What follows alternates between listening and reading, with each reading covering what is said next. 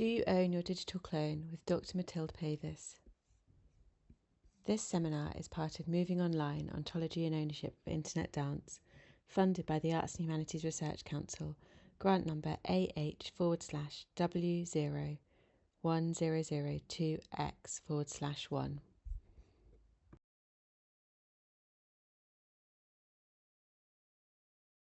What's been interesting in the last 2 years is that about digital cloning, I've worked directly with artists and their unions, including those that are keen on experimenting with the technology and those who are absolutely not. So quite a polarized position. You must have caught some of the news around AI and copyright and training, which is connected but slightly different. I've also worked with tech providers, those who come up with those tools, and computer scientists who make that as a commercial offering, and producers and commissioners and funders who want to explore with the work in a slightly different capacity, but are either nervous or excited to want to make sure they do it right. So it's been a whole range of questions and languages and ways of talking about all of that I've been exposed to. And now I'm in the wonderful position of trying to find a way to make sense of that glorious mess of creative questions, technical questions, legal questions, practical questions, human questions.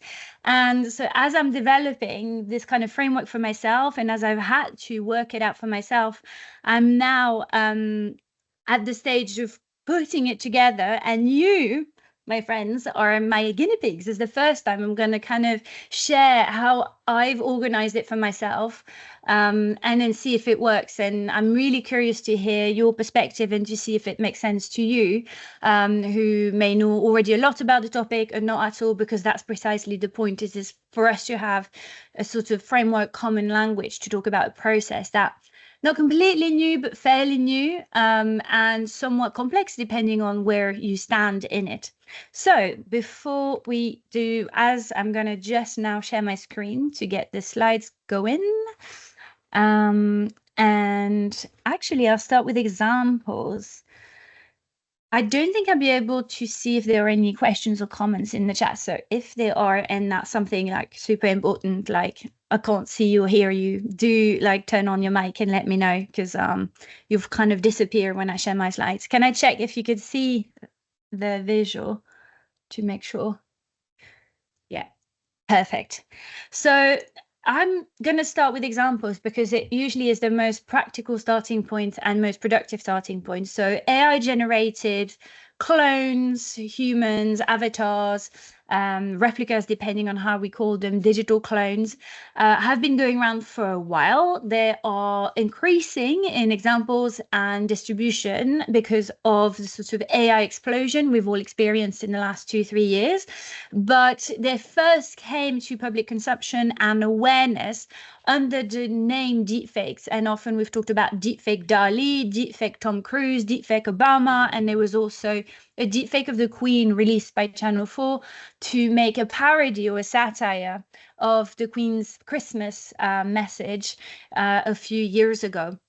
And so, for example, those are video renderings of those people, dead or alive, some of them, that have been created in different contexts. One by a museum, another one by an artist, special effects for the Tom Cruise example, one by a TV broadcaster for the Queen, and then one by Jordan Peele, who was there making a political comment about how potentially dangerous AI-generated replicas or clones could be to our democracy, making an example of the Barack Obama one. Now, we've moved on from that, and now we're seeing it integrated into products and services within the creative industries. Here, 2 weeks ago, BBC Mastro released their AI-generated Agatha Christie. So now, if you go on the website for £80, you can have crime fiction novel lessons from, they say, the master, Agatha Christie. And that's telling because the BBC is a largely risk-averse organization and brand. They have experimented with AI, but not that much with AI-generated content to their audience for various reasons. They are getting there, but this is one of the steps forward in rendering someone who's dead, but also integrating it into a paid product for the customers.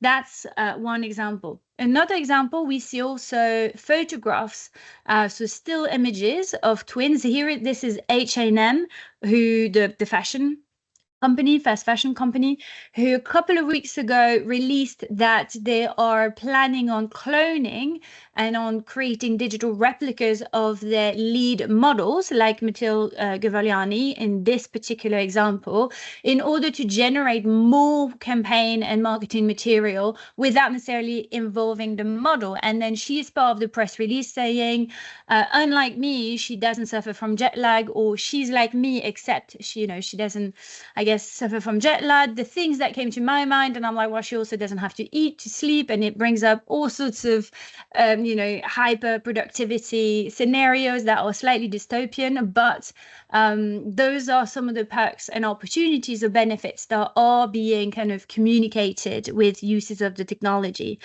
Now, if we go back, and that's probably an example taken from dance, because I know a lot of you will come from that practice or that with that interest.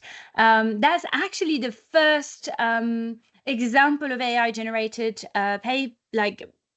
performance or work that caught my attention, and I was like, "Ooh, this is interesting." So those were computer scientists at UC Berkeley who managed to create an AI model, if you'd like, who's capable of making you dance in any routine that you give the tool. And they use various examples like the ballerina, but also Bruno Mars. And so that tool is able to separate the movement and you might call it the embodied movement from the likeness, and do what you will with it. Make you dance like Bruno Mars, or make someone else look like the dancer, and sort of play around with likeness and movement as two separate or separatable layers of the content, the recorded content is given. I could play, if that's of interest, a little clip, because I think they're really telling. I could play it at the end of our of this presentation, if that's of interest, because I think it's useful to see how a computer science perspective looks and plays with those artifacts or with those assets. Now, the real question is, when you create a digital replica, a real question for me, who owns what? And that brings up issues or questions that I think are really important, like who has the right to clone you or me? When or if my clone is created, who owns it and what is it? And who controls it beside ownership? Who accesses it? Who gets to see it, play with it, share it? And if it's not me who has those prerogatives or those rights, what rights or what can I do to have it back or claim it back? Because it could be that you're happy to create a clone of yourself for a period of time, but maybe not in perpetuity. And so what happens there? Those practical questions were at the heart of the Hollywood actors strike now about a year and a half ago, the SAG-AFTRA strike, because AI was integrated into a broader conversation around pay, streaming in particular, and working conditions. And they have shaped some of the standards for the US and for acting in the context of film and TV, but it still leaves a lot of questions open. Even in that deal, not everything's been covered. And the same questions are showing up in video games, in what they call interactive media. What about museums, for example, archives? What about the classroom? And so it leaves a lot of questions open. Very recently, literally 10 days ago, one of my clients, Gaian Potter, who's a very prolific voiceover artist that if you live in Scotland, you will have heard her because she's everywhere, has been cloned without her consent by a company, and now she is narrating and voicing announcements on trains every time she takes the train, which is literally at her doorstep, and is bringing up a lot of personal, emotional, and legal issues over who controls her voice, her or the company she made a deal with 5 years ago, who believes they have the right to clone and control that clone and sell that clone to whomever they want, where in fact she doesn't believe, and in my opinion hasn't given that consent at that time. Now, we may think that only impacts artists, maybe Hollywood more than most, or maybe, big blockbusters and stuff like that. But actually, the technology is now marketed and used in other area in areas of the economy and service professions. And very recently, to give you an example that's very concrete, the Swiss bank UBS, and that's a slightly low quality screenshot here, just communicated on the fact that it has cloned some of their staff, some of their financial analysts, so that their clone can give to their client video renderings of them in it, obviously through their replicas, of technical financial reports or accounts. And so we're seeing that kind of rolling out of that tech beyond the creative industries. And whilst actors, dancers, performers are, in my opinion, the canaries in the coal mine as far as feeling the first punch of the change that this technology brings to the creative process, it will roll out to other professions, lecturers, teachers, journalists, potentially nurses. We see doctors being cloned by pharmaceutical brands to make it easier to generate content, athletes, of course, as well. And another one that may be a bit dystopian, and I'll leave it here for examples, is this. As I was prepping for this presentation and looking for recent examples, I came across this website that is kind of selling you the dream and the premise of creating digital twins of your employees, going from their various productivity markers like emails and performance, but all the way to creating a digital replica of themselves to improve the workplace experience. And they may be right, who knows, right? But there's something in that that's starting to fill when it's not used in the most ethical or considered way, like we are in an episode of Black Mirror. And in fact, Black Mirror, in some of its more recent episodes, have really showed problems that are already here. So some of this can feel a bit like science fiction, but it's closer to science in fact, and is really close to being a bit more ubiquitous in our lives. So when I look at this and we go back to the question of who has this right to clone me, control the clone, what does that mean? What about me if I'm the person in the replica? What about my employer? What about my colleagues if this was a team effort? It kind of has helped me work out this entangled web of questions, rights, some of them legal, some of them ethical, creative, practical, to think about it as sort of as a framework. And in my mind, it's always helped to see digital cloning not as a tangible output that comes out at the end, but as a process. Because when you do that, you realize that it involves people in that process, and it's not so much the press of the button as much as some tech providers would like us to believe, that is all of those tools are already here, they work perfectly, and they don't require much skills. That's not true. We'll see in a minute, or not quite true yet. And that process uses and creates different assets along the way. Or at least that's the wording I'm choosing, but I'd love to hear your thoughts about different ways of thinking and like the language around those concepts.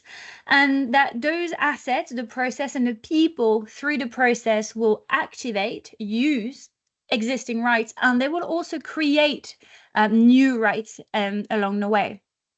And with that, what I've tried to come up with, because what I'd love to give you really as a lawyer is a nice tidy formula where you go if then, like if A then B. That would be sort of a lawyer's dream, maybe a computer scientist's dream as well. However, it's not how the law works, and it's certainly not how the law in relation to this problem, this not problem, but process work. And so as a result, the best I've managed to come up with for myself, and this is what I'm offering as a tool to make sense of it all, is a map.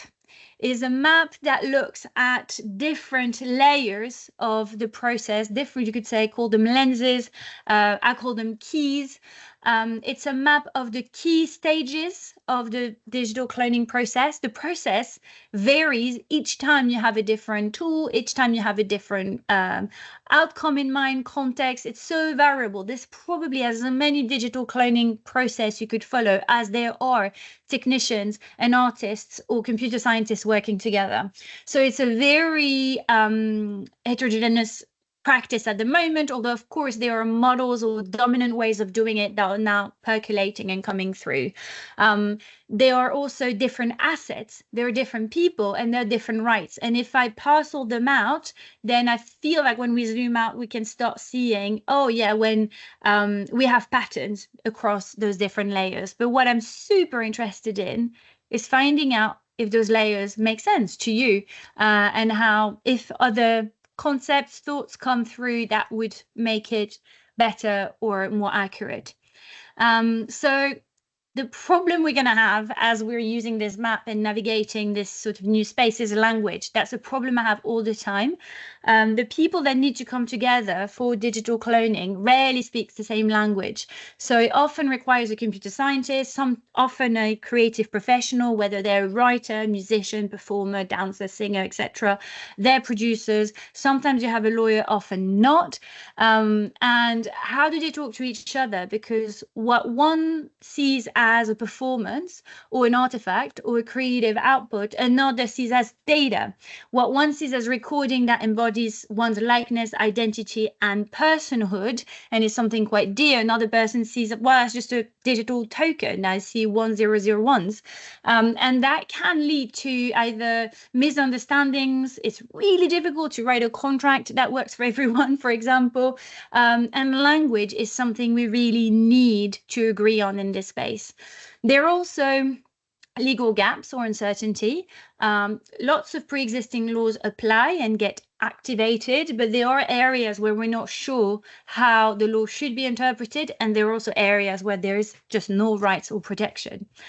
There are also industry and power dynamics that will tilt or kind of skew the balance in the relationships throughout the digital cloning process, because that technology and that practice doesn't exist in a vacuum. It's integrated into an industry that has its own inherited problems, like the concentration of rights, of funds, of finances within one hand. Concentrated markets is always a challenge and tends to mean that the artists gets leveraged out of their rights or leveraged out of their protection.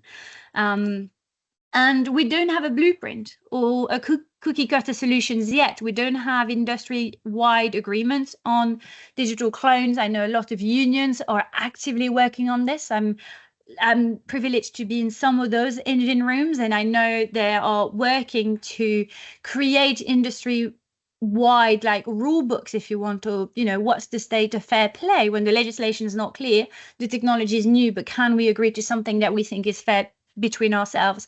And here, just the issue of language has been a big reason why we don't have those agreements in place yet, because we're not even sure we're talking about the same thing sometimes. So what we'll discover, which is a bit of a spoiler alert, I'm giving you the end before we get to it, but what we'll discover is that the process of cloning is not a linear story. It doesn't go neatly from A to B to C to D or 1, 2, 3 through those steps. It's actually a bit more messy and convoluted, more meandering, if you'd like. So I can't give you that straightforward formula that I'd love to give you otherwise. We'll also see that I think it's deeply relational. Every time I've been in a project, either at the beginning or when things have broken down in the relationships with people, you're just reminded that it really is about people. And however much we talk about data and focus on the tech or the recordings, the business of recreating humans, or the practice of recreating humans, is a very human business indeed. And that gets a bit lost, in my opinion, when we're in policy rooms trying to work out what an AI model is and does and how it behaves, when the tools get designed, and sometimes also when lawyers or parties or people or producers are trying to work out how best to write a contract with that technology in it. And yeah, that definitely is part of the more interesting but also challenging dimension of getting digital replica right. So I propose to start with my first, one of the first challenges I've highlighted, which is the issue of language. I'm going to mention AI, but not that much. And when I say AI, I mean advanced computer programs that are capable of performing tasks usually associated with human intelligence, like solving complex problems, understanding a language, or recognizing objects and images.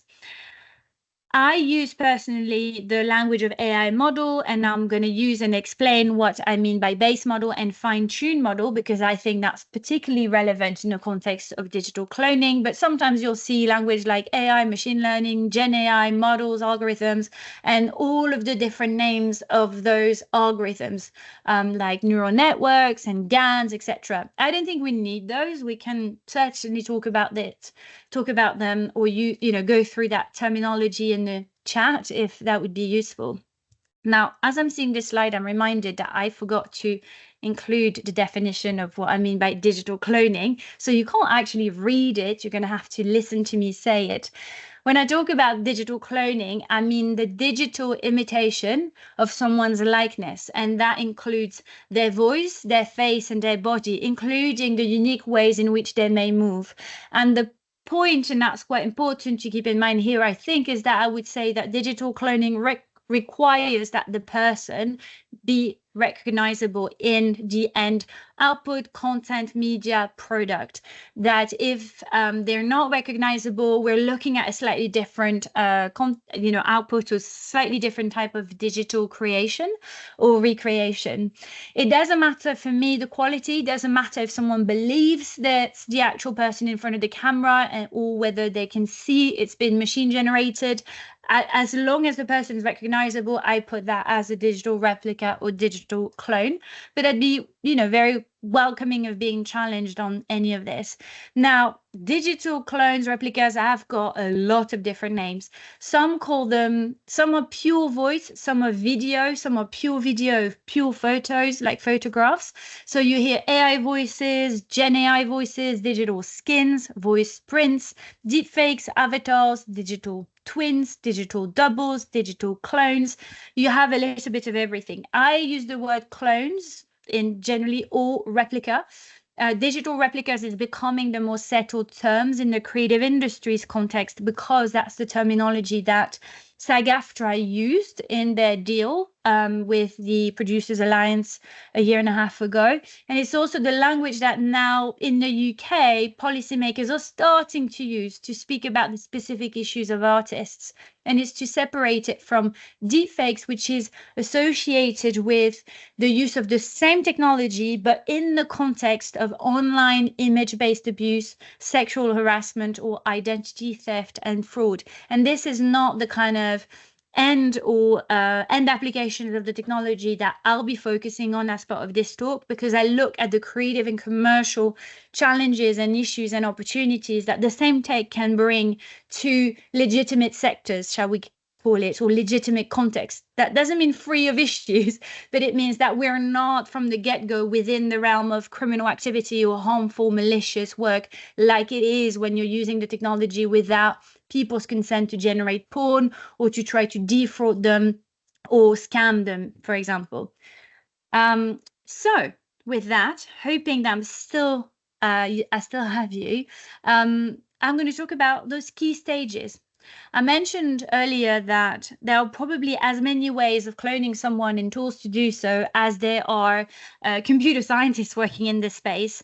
We can talk about the different models of how you would go about picking a tool to clone yourself, or working with a team to do that.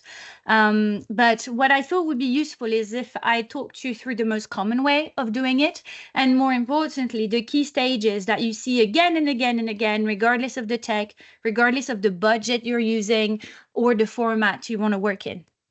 So let's go. And I'm going to go from the start of the life cycle of an AI tool up until digital cloning. And then at some point, I'll just focus on the bit that I think is unique in the context of cloning, which is when we start using likeness data and likeness recordings. So to use AI or an AI tool, and to create one in the first place, you need two things. You need algorithms that are suited for the task that you want to do at the end. And you also need content, also sometimes called training data, that is either collected through data mining or licensing. Big topic in the press at the moment. Also happy to go into in chat, but I'm just going to pass all that whole debate for now. I think Elton John and Paul McCartney are doing quite good at representing the cause at the moment. Now, importantly, that content needs to be prepared and structured, cleaned up essentially, in order to be machine readable. At that point, it can be ingested by those algorithms that have been pre-selected, which we call the training phase, in order to then have a tool, a line of code, a piece of software that is uniquely designed to perform one task the way you want it, or the way the tech provider wants it, which in our case is a digital clone or a digital replica. In practice, you'd have different tools for different parts of your body, because it is so technical to do that well that it would require slightly different algorithms, slightly different specs.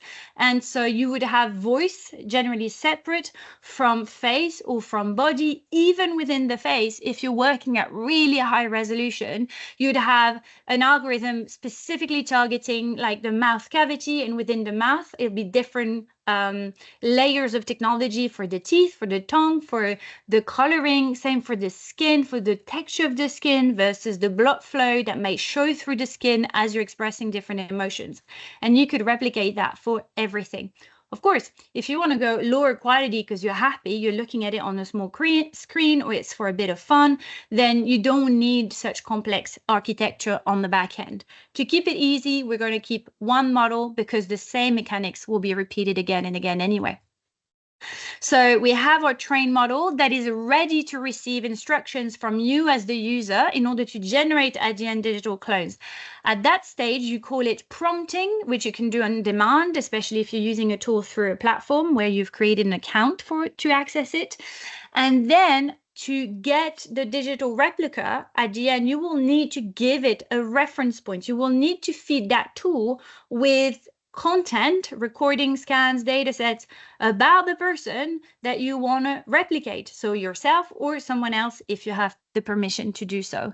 And at the end, you obtain the output in the likeness of that person.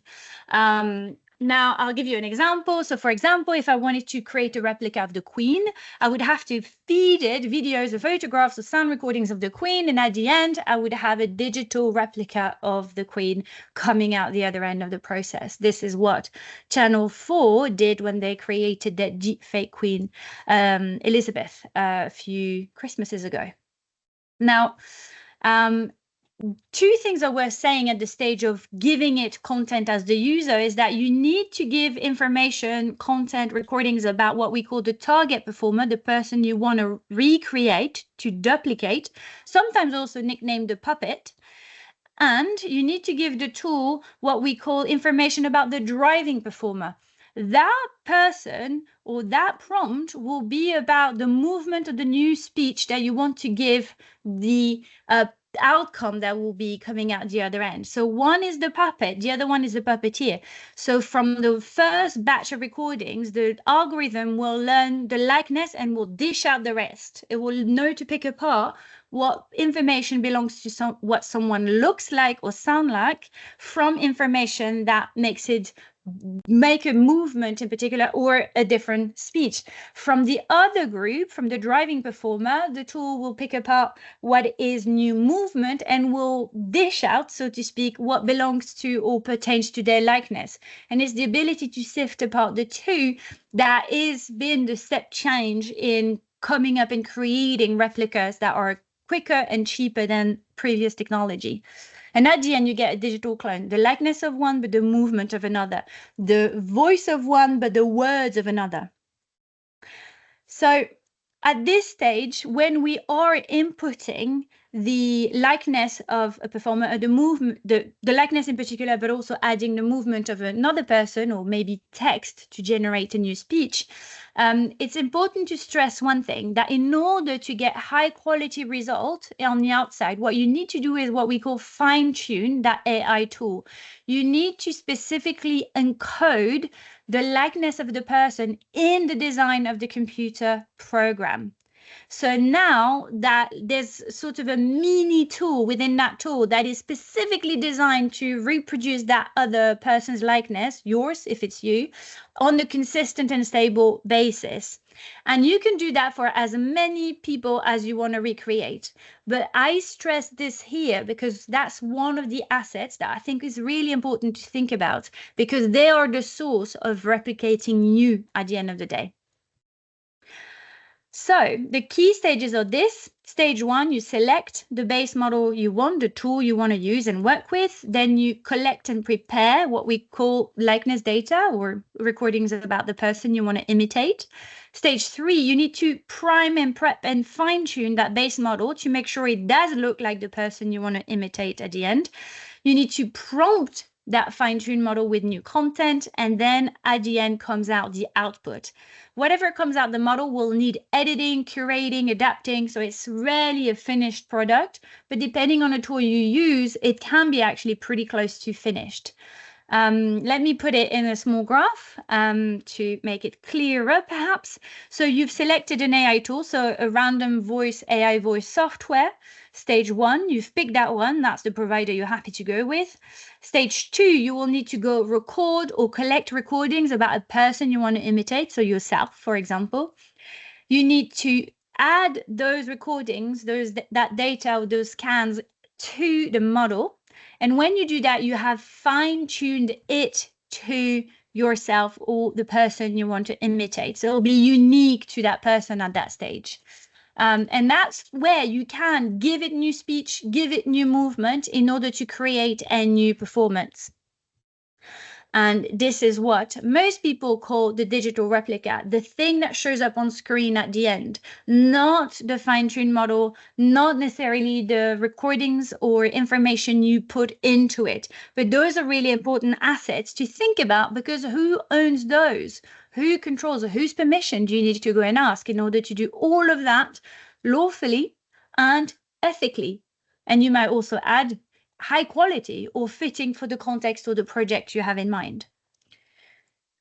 So here is our list of key assets based on the sort of journey I've described. In my mind, there is the underlying likeness. I think before anyone's recorded, just how they show up in front of you is sort of a layer, an asset, something to take into something. So the unmediated, unrecorded likeness of someone, their face, their voice, their gesture, existing independently of any media, is a layer to think about.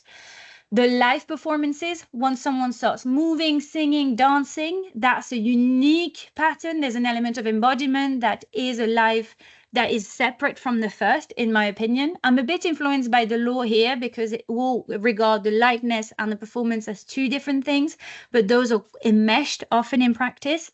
Another and separate layer is the recording, and the recordings, the artifacts, the tangible fixation of either the likeness, the performance, or both, which could be a scan, which could be a video, sound recording, photographs.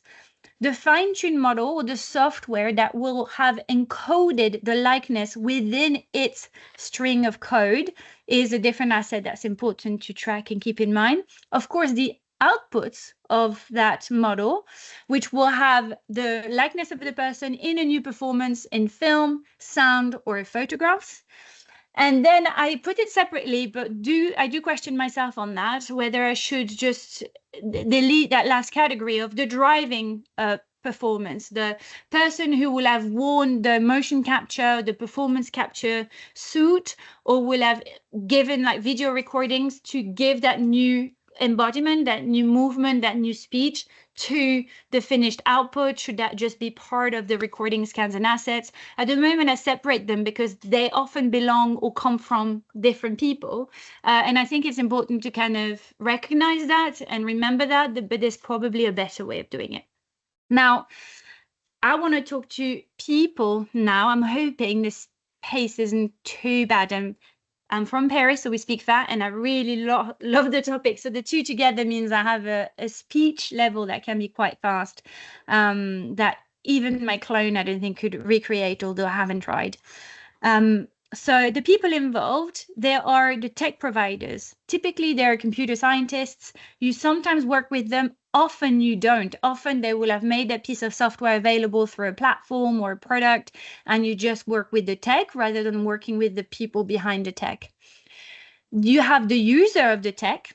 So that sometimes is a client. I hear that word a lot from artists who work with it, or it is the producer, or it can be the artist themselves. Then you have the person replicated in the replica. So that can be a performer, but that could also be the user. Those categories are not mutually exclusive, but it's useful to separate them out, I find. You have the person who is driving the replica or the clone, but is not in it. So you wouldn't know from the output that they were part of it. But if you worked in the creative process, you will be aware that if they used someone's movement patterns, it will have to have come from someone. And then, of course, you have technicians. It takes a lot of skills to do video replication well, especially full-bodied or with complex movement. And it takes a lot of technicians either on digital visual effects, but also on how you capture data correctly for the purpose of the project. How do you weave those things together? Now, I've worked with artists who did all of these things themselves. They were very technically gifted and skilled, and experimented with the tools, the data collection, everything themselves. And then I've worked with all sorts of combinations where the artist commissioned and owned their own clone, when the artist was employed by a producer or a funder to create a replica. And that's how the whole process came about.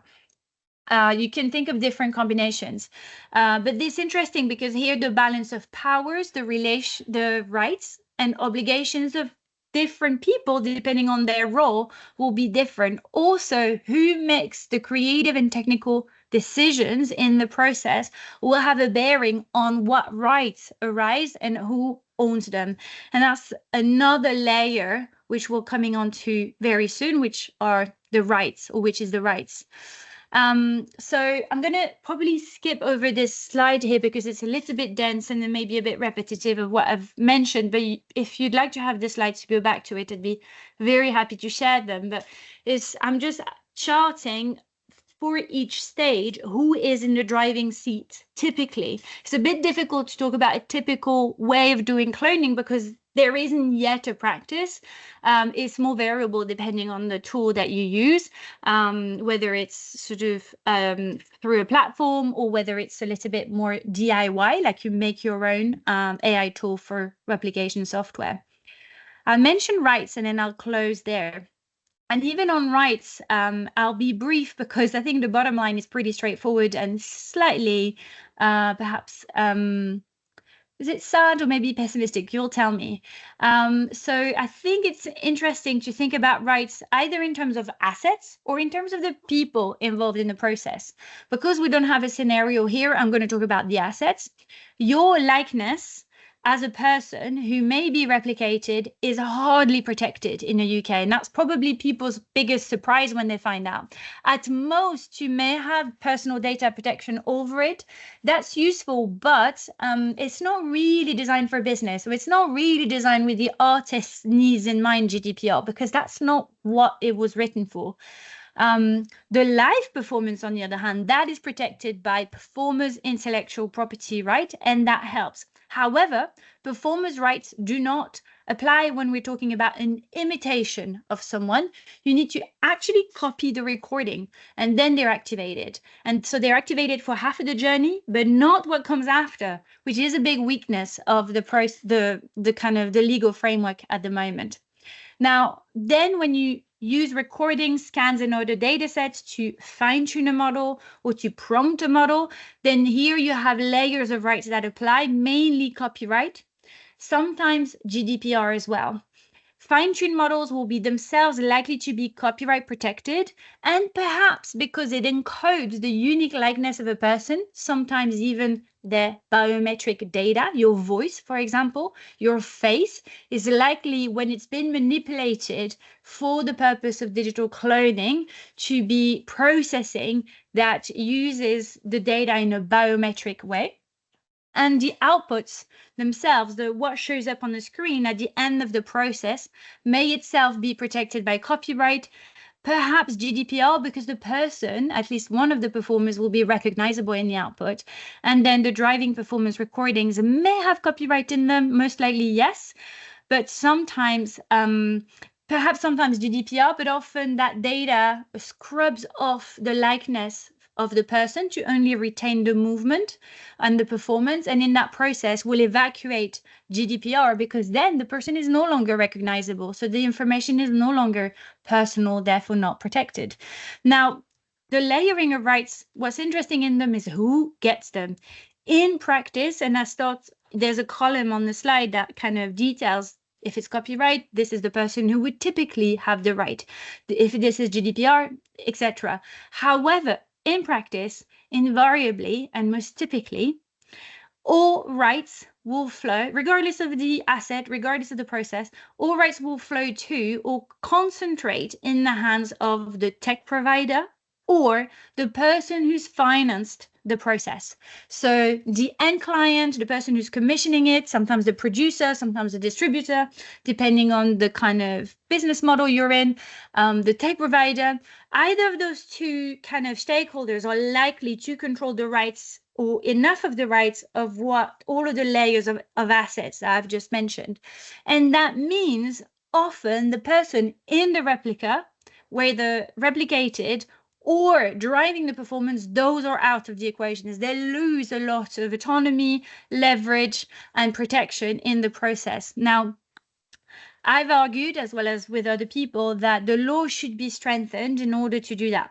However, a big caveat to that is that it's all well and good to give people legal rights, but if they don't have the bargaining position to keep the rights, they will be leveraged out of them through their contract. Typically, if we today, right now, looked at a contract of employment you have with your last employer or engager, chances are really high that whether you're a teacher, a researcher, an artist, professional artist, amateur, in that contract, you will see a clause that we nickname sometimes a buyout, where all of the rights in the work you do, including the recordings, are transferred from you to the employer or the engager in perpetuity for all media, all purposes, waiving anything that might remain for now and in the future.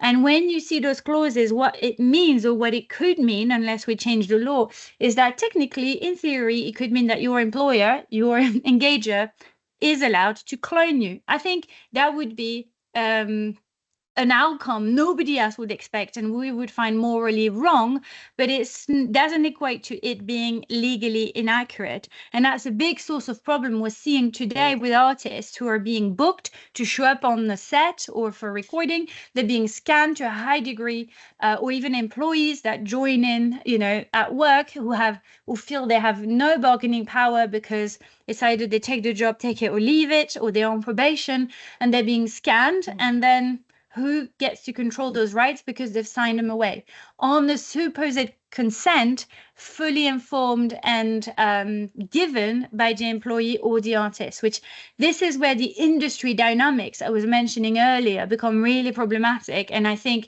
really gives us extreme outcomes when it comes to digital cloning. Because it's one thing to agreeing to be recorded, for example, for the purpose of this talk. It's another thing for you to have permission to clone me. But sometimes for most contracts, it looks like the two are the same. And I think the two should be separate, and that your digital clone should be treated and safeguarded in a special way, because you can't vote with your feet in that way, in a way that if you want to withdraw labor, you can, essentially, even if there's a contract between you and your employer. If you don't want to work, if you want to strike, if you're unwell, you can use your body to not show up and leverage, not always, but still. And that's potentially removed from you when you can be digitally recreated at high levels and high quality results, especially. All right. So my question to you, are we okay with the state of the law on this and the state of contracts? I mean, I've given my opinion. I'm very curious about your own. And to wrap up, I leave it to the start. We had digital cloning as a process rather than as a product that involved people and is very human hungry and labor hungry today. It involves a lot of skills and it involves a lot of people. It uses and creates different assets, as we talked about. The most important one, in my opinion, is that fine-tuned model that's uniquely designed to generate any content that looks like you and sound like you, even though most people focus on the outputs today because they're the visible part of the iceberg. And though that process, those assets, those people are activating and creating rights, but those rights really live and die in the contracts we make before, during, or after the process. So that map's a bit messy and meandering. I'm really keen to hear from you if it makes sense. And if maybe I need more or different keys or lenses to look at the process. And I think that's it for me. Am I on time? Roughly. Thank you so much. Thank you so much, Mathilde. I'm going to spotlight you so we can see you. Great. Thank you so much for that really fascinating and rich talk. I'm sure we've got lots of questions. I'll give people a minute. No problem. Maybe I'll kick off if you're ready. Yeah, please. I could also share a few examples, especially the dance one, if that was interesting to see. Yeah, that's great. That? Let's do that. Yeah. So that was the everybody dance now, that research one. I'm going to share my screen. Hopefully I can also, it will show sound, but I think for that one, the visual is more important in any case. So you can find, it's a sort of a paper that's published and all of that's very much findable online. I think my screen is slightly sluggish, but it will come to life at some point. There we go.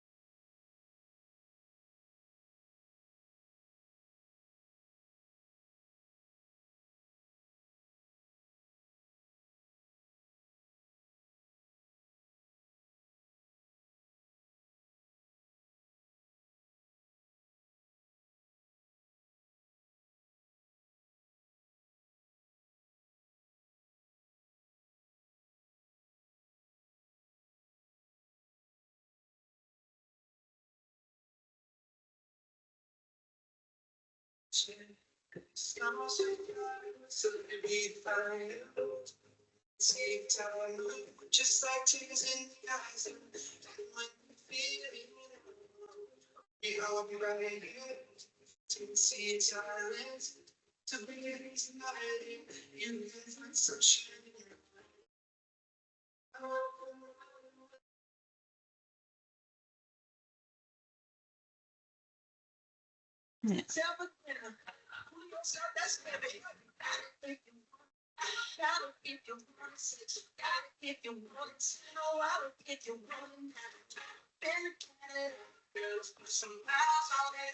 Anything you want, just to put a smile on it. You deserve it, baby. You deserve it all. I'm gonna dance to you.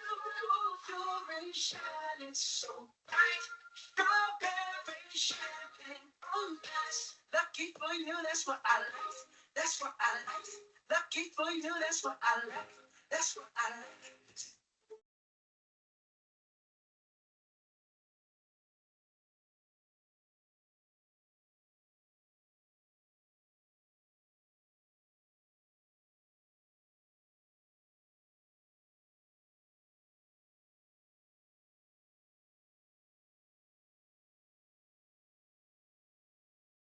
So that gives you, so that's an example that was a student project. So that was technically, that's still really advanced math at a time where the technology was not as developed as it is today. And that's a really low quality example rendering in really challenged circumstances. Am I gonna close this? What's interesting is that if you read the paper that comes with it, in the conclusion sections, and that's what struck me, and I was like, oh, of course they would think and say that. They're like, it's really odd.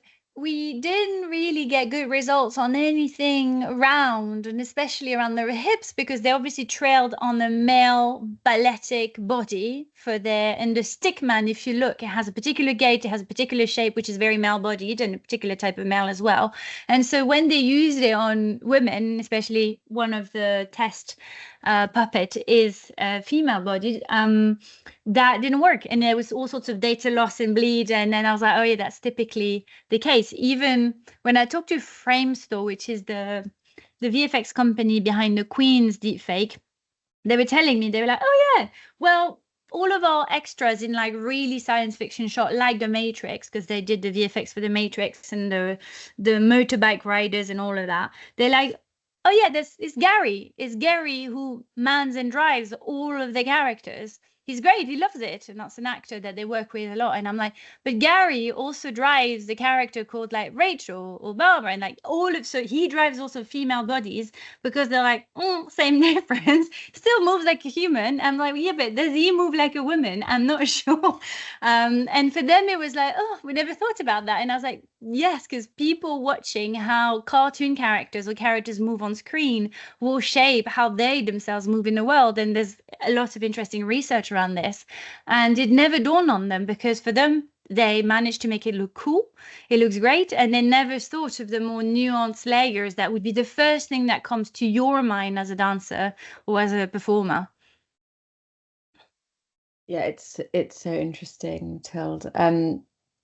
My question does a little bit relate to the Everybody Dance Now kind of context, but I've noticed there's a few in the chat, so maybe I'll pick up some of those first and we can come back to mine. So I'll just read these. So Francis says, really interesting talk. I wondered if you could speak a bit more about the clause within employment contracts. You mentioned you need to separate the clause to avoid risks of cloning. Could you also speak to any potential implications if that clause was separated? Hope it makes sense. I can't quite remember the terminology used to describe it. Yeah, so in your contract, your employment contract will have obviously terms about all sorts of things, like the services, some specific about the job, the safety, a whole bunch of things. And I think most of us don't read it, only read the bit that really relates to us, like job description, pay. But within that, you're likely to see a clause that transfers rights that in the content you'll create or anything that you're in the recordings. And they will, the way it's worded is really, really broad. And some companies today, especially in the creative industries, but the same would go for an employer in a different sector, like a university, for example, they're saying that that term, although probably was meant for the content you created if you wrote slides for a class or if you wrote a report for work or maybe training for your customer, support that goes with the product you sell, they could also cover, because they word it so broadly, like the rights that, your GDPR and anything that may occur. And so that would be for you, which is quite hard as the employee to challenge that, should your employer want to use it in that way. So for example, I have colleagues that have written about this, especially in the context of cloning, just before COVID, and it accelerated through COVID.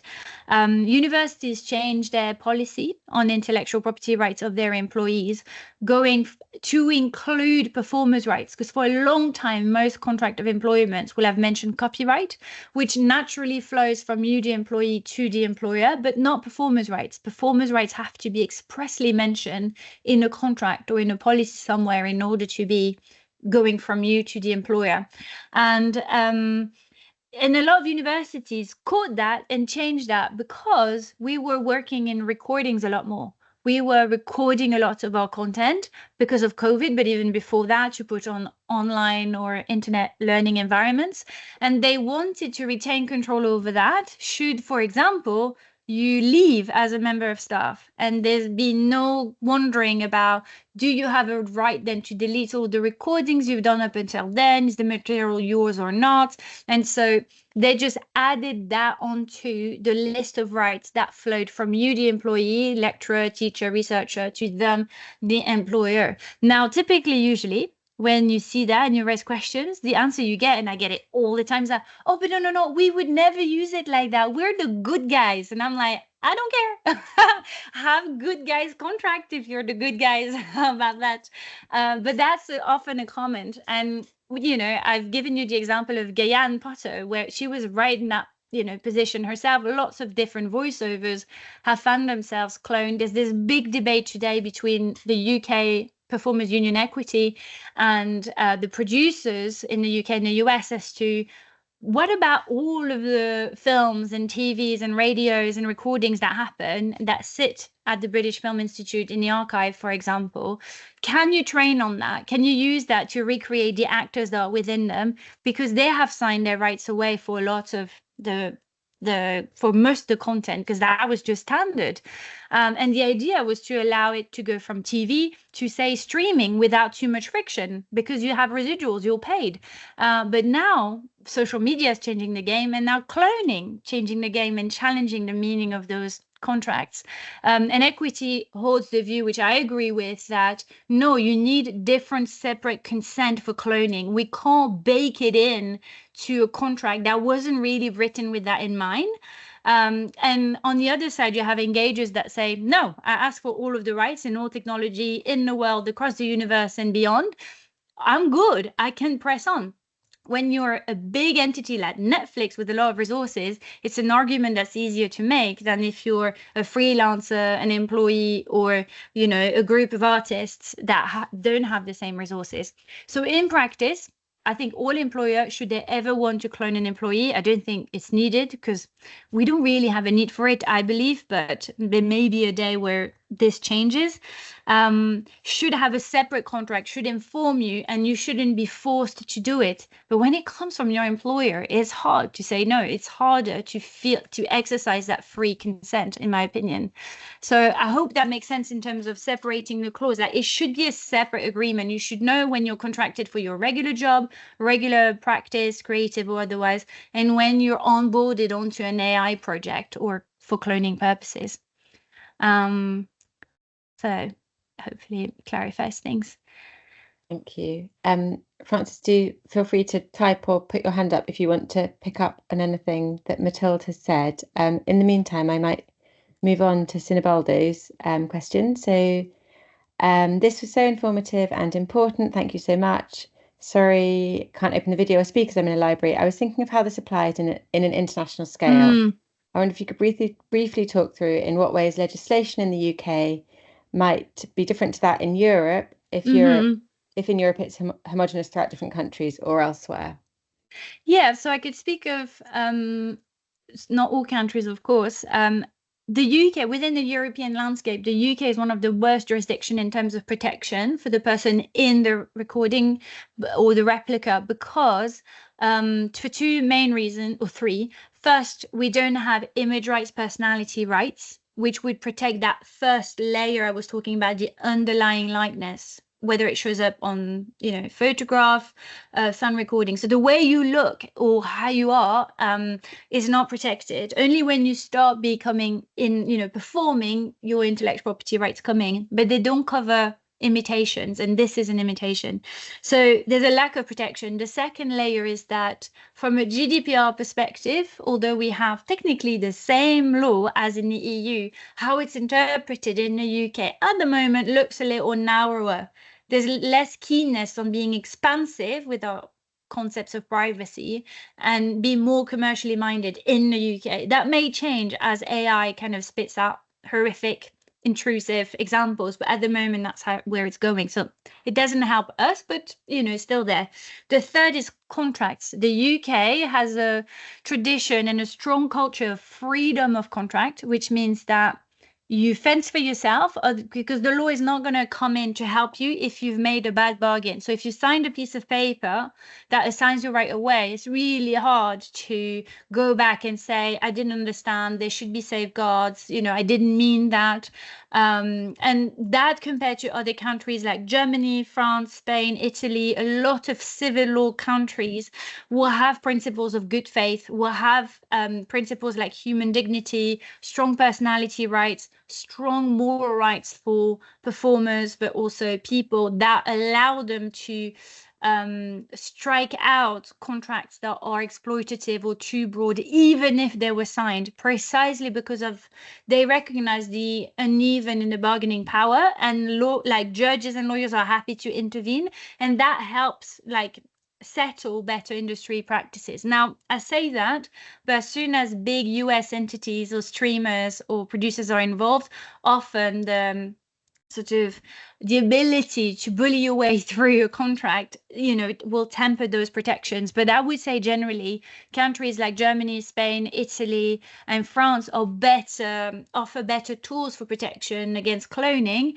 but we're still yet to see it applied, because right now we've not had disputes. They're starting, but they're not settled.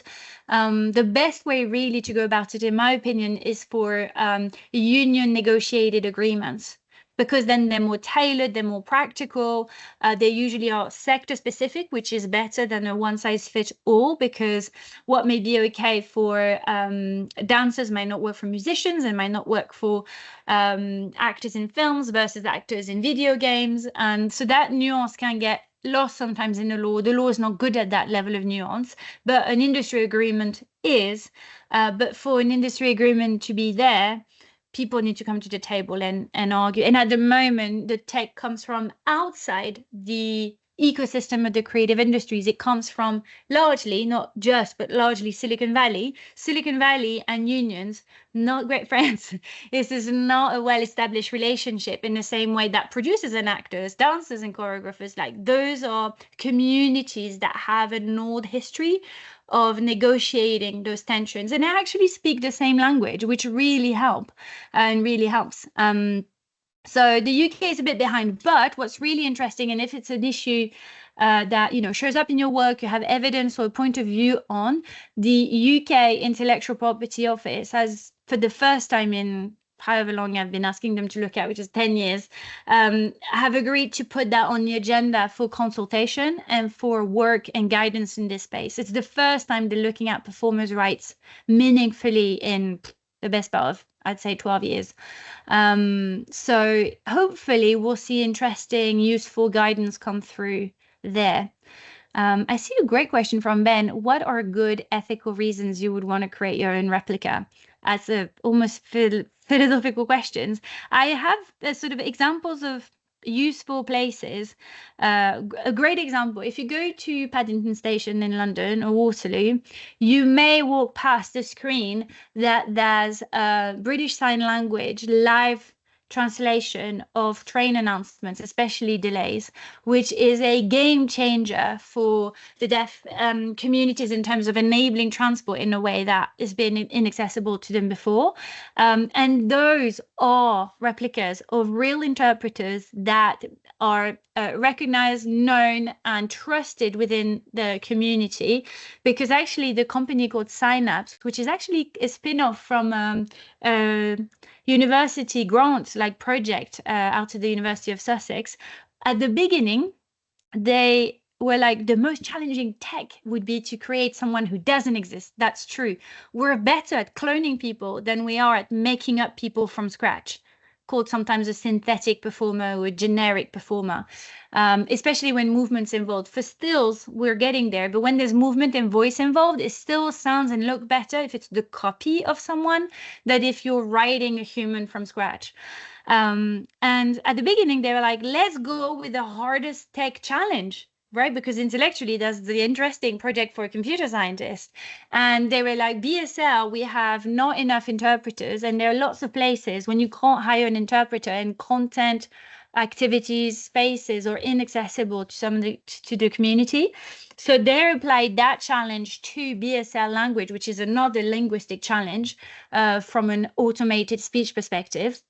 And they come up with the tech from someone who's like doesn't look like any known interpreter or is not a real interpreter, a real person, but still signs accurately, but is no one that they believe or that they relate to.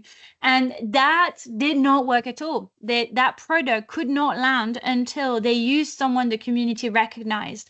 And they worked with them really ethically. They like contracted for, and it works. They've created a relationship and the business around interpreters in the community, because was tech-wise, the cool thing to do was to create a human that doesn't exist.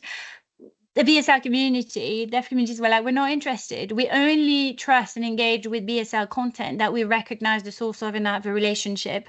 And so that's why it became really important to work with replicas. Now, other reasons to replicate, I mean, accessibility is usually mentioned, and language translation. But if you take that in the context of dubbing, it's a huge issue, because you're wiping out employment for a lot of actors who subsidize their independent theater work, their charity work, working with schools, with work like doing voiceover dubs or voiceover commercials. So you have a really complex financial ecosystem that relies on those more commercially buoyant type of work, dubbing amongst others, that if it now then becomes AI generated, just wipes out another part of the creative work that they could be doing.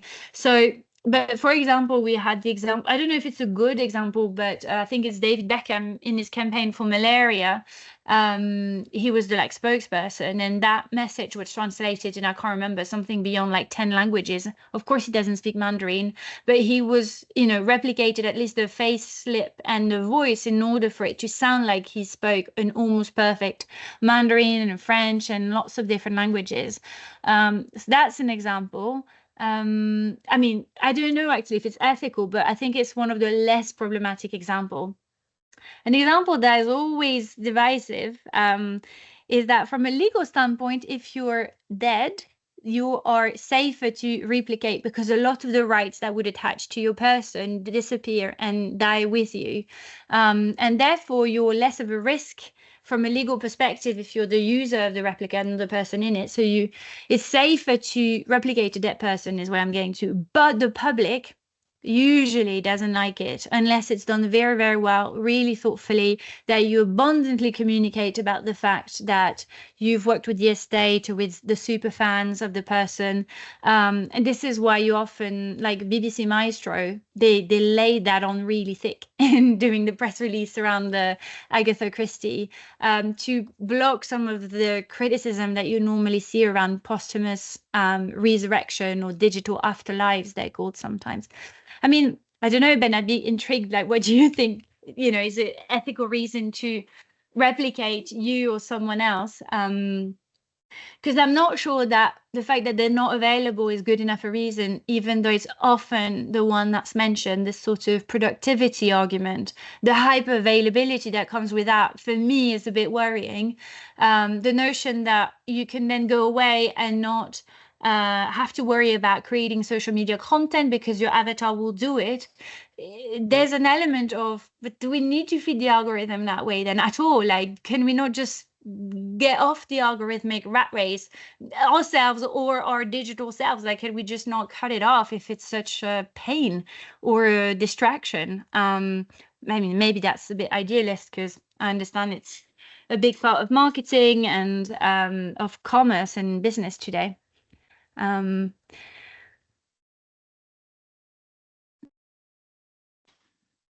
Yeah, it's really interesting. And I was thinking also about the kind of potential use in artistic contexts where Yeah. this kind of doubling might be a kind of aesthetically interesting, kind of artistic tool that isn't Mm. necessarily, that has a different kind of ethics to it, I guess.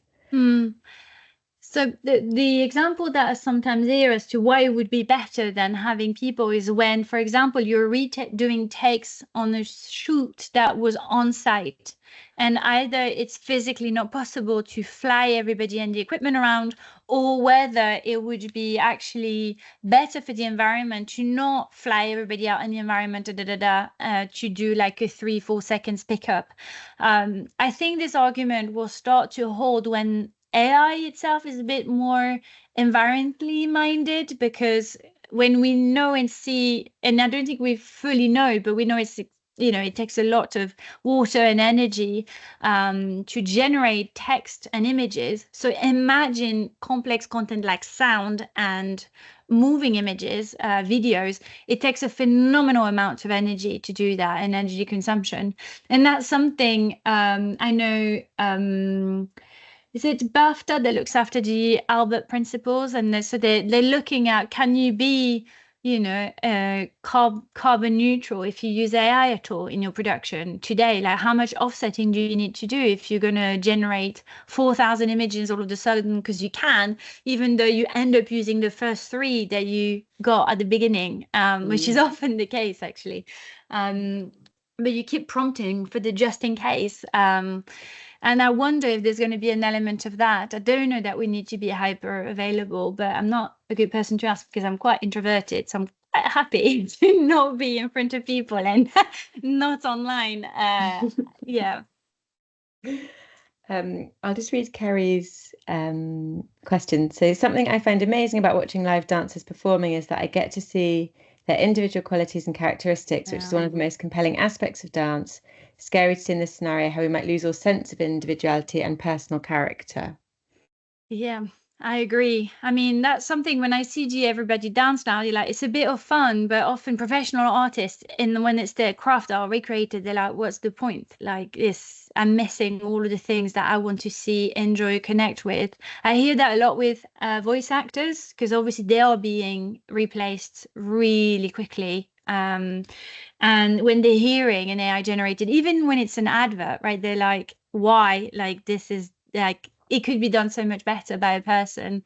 Same with Agatha Christie. People were like, oh, would all lecturers be replaced? But if we think about when we go in a classroom, it's not just that people want to see our face and hear us say a particular thing, fact, content, or whatever. They want the sense of there's someone with them in that shared struggle that is learning, and they want someone to bear witness to the, yes, it was hard, yes, you didn't get it right, here's the feedback. And I don't know if it's AI generated, whether they would have that sense of whether, that will meet all of that a tutor delivers, like a real person, like, yeah.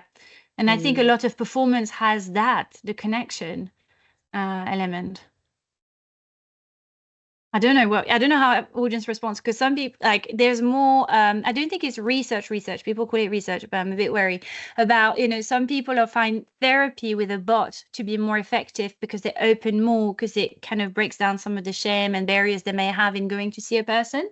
So we may see edge cases, or maybe the majority of cases will be that there's something removed that enables connection in a way that you don't with a human. I think I have a bias against this view of life, but I just find that really weird. But yeah, I don't know. I don't know, Kerry, I see you've put your camera on. I don't know if you wanted to respond to Mathilde at all. Just to say that was absolutely fantastic. Thank you so much. So interesting. My pleasure. Yeah, and I suppose for me that was just a kind of immediate reaction to watching the video and kind of feeling, gosh, wow, something I love about live performance, as you've just said, is that kind of the embodied connection with another human being. But I suppose in terms of your kind of presentation, I love the idea that you're thinking about this as a process. And I think kind of for me that the term asset does suggest something like a product. Yeah. And I'm kind of interested in this interrelationship between, like you say, Silicon Valley and tools, you know, and wow, it's kind of cool what they do. You kind of go, oh my God, that's mind blowing. But once you kind of get past the, oh, that's really cool, you kind of go, yeah. And so what I suppose it speaks to what Ben's kind of saying is, well, what's the usefulness of these tools? Why are they being developed? And in terms of dance and creative practice, you know, it's a very rigorous, deep, kind of thoughtful process. So it for me, there's something very interesting about how these, like you say, language, how these two worlds kind of butt up against each other. And for me, it's about the kind of value economy and the things are kind of used, you know, like you say, assets. For me, I kind of just go to that product place. Commodity, yeah. But actually, you're right. Maybe we need to think about ourselves as assets. I don't know. So maybe the dance community, we have something to learn from both sides too. So, but just thank you. So interesting. My mind's kind of boggled in a really good way. Thank you. I'm glad. I mean, I think a lot of because last year I worked for UNESCO because they wanted like a new position on AI, and when we looked, they were like, you know, we need culture in, and I was like, but no AI strategy up until last December mentioned or covered culture, the creative industries. Zero of them. It was finance, transport, health, a bit of education if you're lucky. It's not even tracked by the major AI indexes or the OECD as a sector impacted by culture, even though is the key producer of training data, which are, you know, creative and cultural works for the people in another language. And I was like, so the creative industry produce a core resource that you need to create AI, and you don't even look at the, you know, the directional relationship. This is why you're struggling, because those strategies, they didn't. Then culture needs a new narrative in the story of AI. Like they're gone, even though they're at the heart of it. They've been written out, and that's the big debate at the moment in Parliament between the ministers of culture, technically also science and innovation, is the person who has the two hats, is leaning really hard on a tech and AI side, and the creative industry is like battling, so to speak, to be heard and be like, no, we need to be asked and then paid to just even train on our content. And that's just the beginning of the questions that this bring up. How about, and the whole discourse is couched in productivity terms, economic gains of faster, cheaper, quicker, and the fear of being behind and missing the wave. And that's interesting because all governments think like that. And yeah.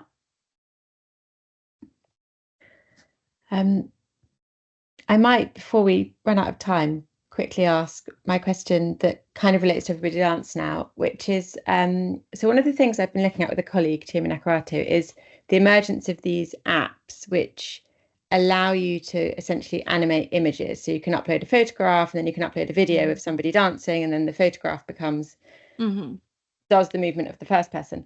And I guess I'm interested in this context and the Everybody Dance Now context, like, about this notion of likeness and what the role is of likeness in terms of movement. Because I'm thinking, if you have somebody doing a really distinctive, you know, if you upload Michael Jackson doing the moonwalk and then you make someone else do the moonwalk, like, whose likeness there are we dealing with? Because it's so distinctive that arguably Michael Jackson is recognizable in the replica through the movement, but then it's not his face. So, like, I guess I'm just curious to hear your thoughts a bit about, if there's very distinctive movement qualities that are very tightly associated with a particular person, whether likeness kind of translates into that new replica context, even if it's not their face being shown.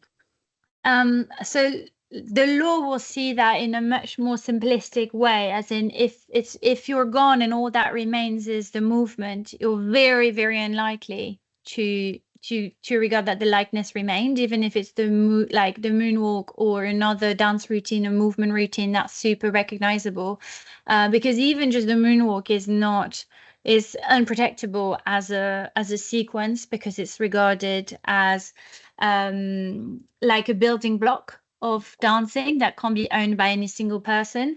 And it's likely that you'll fall into that vein, that even if someone or the public, at least of a certain time, would be like, oh, moonwalk, then Michael Jackson, it's unlikely that the law will follow on that. I don't think. And also wait a few more generations, and then Michael Jackson is not going to come to mind for them. Maybe, I don't know how long his troubled legacy will live on. But yeah, it's a great question, because that's come up a little bit in the past, where like the floss and a few of those movements showed up on a video game, Fortnite, as like little things you could buy, and they were really lucrative. I think the Carlton, like the character from Carlton, I can't remember his name now, with the dance, Carlton dance, the actor had filed to copyright the dance in the hope that he could cash in, because he was like, right, in a way, understandably so, felt like he had co-created the value and the recognizability of the dance as the actor of the character. And I would guess he had probably a lot of directorial input in that then. But yeah, the US Copyright Office was like, no. It's too basic a term, even though everybody watching this of that era would be like, yeah, they would think about the actor looking at this, they would recognize even the TV show probably, and the nostalgia, the pull towards it, the attractiveness of it is for all of that meaning that it comes with. But no, the law sadly is a bit basic in places. It's very interesting, isn't it? Like, so in that context, does it seem that an artist's kind of best bet, if you like, at protecting their work from being used for image animation, say, is that it would be protected under copyright? So there wouldn't be other kinds of rights, or perhaps performers' rights. Or performers' rights, maybe performers' rights, copyright. GDPR is one. I mean, your best bet is to be really careful about what you upload on what platforms and what you put online. In terms of really protecting your practice and what comes out of your practice from reuse without your consent or not for consent. And yeah, and the contracts would be your best bet, because with contracts you can have the nuance that you describe, at least between you and the person you collaborate with, you and the public or the users, if it's mediated through a platform you control. Yeah, it's limited.